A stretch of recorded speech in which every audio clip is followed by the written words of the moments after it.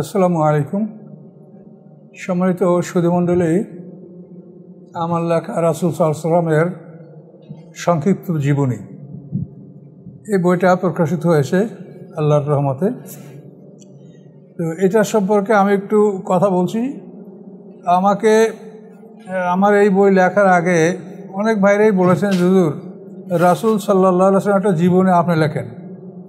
তো আমি বলছি যে আল্লাহ রসুলের জীবনে অনেকগুলোই লেখা আছে এবং বিশুদ্ধ জীবনী আছে। আর মানুষেরা পরামর্শ জিজ্ঞাসা করছে যে আমরা কোন বইটা পড়ব। আমি বলছি আপনার রাহিকুল মাকতুম, আর রাহিকুল মাকতুম এটা পড়েন, শফিউর রহমান মুবারকপুরীর লেখক। এই বইটা আপনারা জানেন যে আন্তর্জাতিক প্রতিযোগিতায় রাবেতায়ে আলম ইসলামী আয়োজিত বিশ্বব্যাপী সিরাতুন নবী সাল্লাল্লাহু আলাইহি ওয়াসাল্লাম প্রতিযোগিতায় 1182টি পাণ্ডুলিপির মধ্যে এই বইটা আর রাহিকুল মাকতুম ফার্স্ট হয়েছে। আমি বলছি এটা আপনারা পড়েন।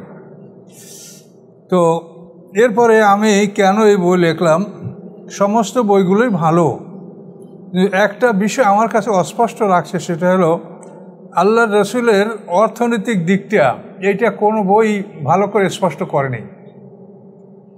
এবং বিশেষ করে আমি দুঃখের সহিত বর্ণনা করছি, এই রাহিকুল মাকতুম এর দেখবেন যেটা আল কোরআন একাডেমি লন্ডন থেকে যেটা তর্জমা করা হয়, সেটায় 526 পৃষ্ঠায় লেখা আছে রাসূল পাক সাল্লাল্লাহু আলাইহি ওয়াসাল্লামের ইন্তেকালের রাত্রে বাড়িতে আলো জ্বালানোর মতো তেল ছিল না। আয়েশা সিদ্দিকা রাদিয়াল্লাহু তাআলা আনহা প্রতিবেশীর নিকট থেকে তেল ধার করে এনেছেন। আর আরেকটা কথা এই পৃষ্ঠাতেই আছে যে রাসূলুল্লাহ সাল্লাল্লাহু আলাইহি ওয়াসাল্লাম একজন ইহুদির কাছে তার একটা বর্ম বন্ধক রেখে 75 কিলো জব তিনি এনেছিলেন। তো এই কথাগুলি আমার কাছে এতই কষ্টদায়ক লাগে যে আল্লাহ রসুলের অর্থনৈতিক দিকটা এরা চিন্তা করেন নাই। এরা হাদিসে পেয়েছেন আর হাদিস সহি তাই লিখেছেন, কিন্তু বাস্তবে যে আল্লাহ রসুলের অর্থনৈতিক অবস্থাটা বুঝতে হবে। যে আল্লাহ রসুলকে কোরআন মাজিদের মাধ্যমে আল্লাহ তাআলা গনিমত, যুদ্ধে যত সম্পদ আসবে তার 5 ভাগের 1 ভাগ একা রাসূলুল্লাহ সাল্লাল্লাহু আলাইহি ওয়াসাল্লামের কোরআন শরীফের 10ম পারার প্রথম আয়াতটা বলা হয়েছে। এরপরে বিনা যুদ্ধে যে সমস্ত অঞ্চল মুসলমানদের হস্তগত হয় এটাকে বলা হচ্ছে মালে পাই। এগুলো সৈন্যবাহিনীর মধ্যে বন্টন হয় না, এগুলি আল্লাহ বলেছেন এগুলি সব রাসূলের হাতে থাকবে। এই তার নিজের জন্য, আত্মীয় স্বজনের জন্য, ইয়াতিম মিসকিন মুসাফির এদের জন্য তিনি এটা ব্যয় করবেন।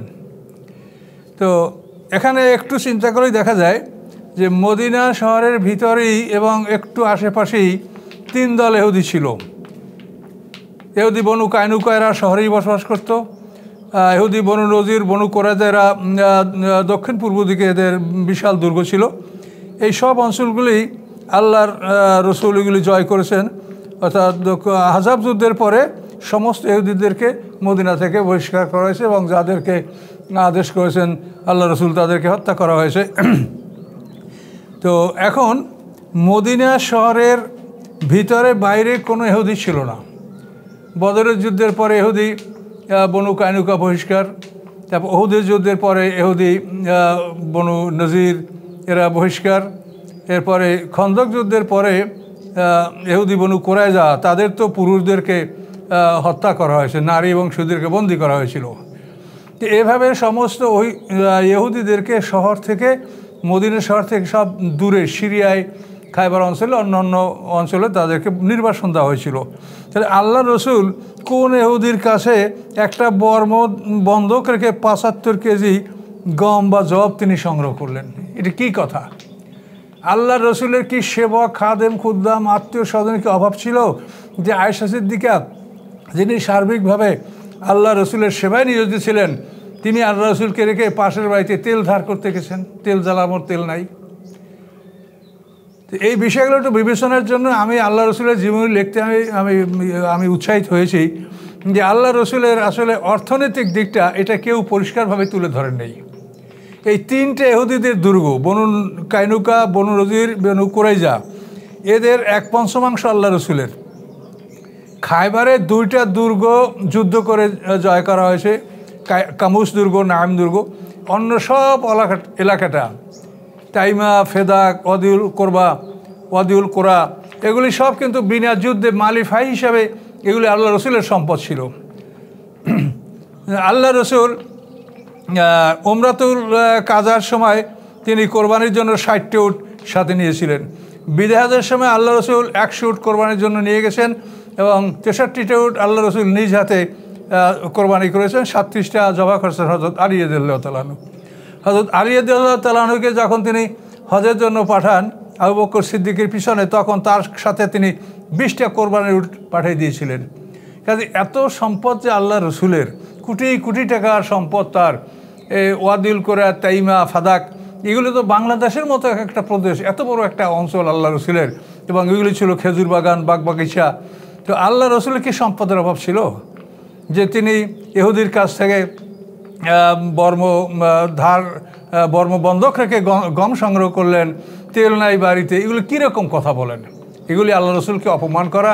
এগুলি হয়তো হাদিসে আছে, হাদিসের সনদ বিশুদ্ধ, এই জন্য লেখকরা লিখেছেন, কিন্তু সনদে যে হাদিস গ্রহণযোগ্য হয় না, এটা আপনাদের মাথার মধ্যে যেন আল্লাহ ঢুকায়। এই জন্য আমি অনুরোধ করছি যেগুলো ভালোভাবে চিন্তা ভাবনা করেন। এই সমস্ত কথা আল্লাহ রসুলের জীবনীতে লেখা, এটা একটা অপমানজনক ব্যাপার।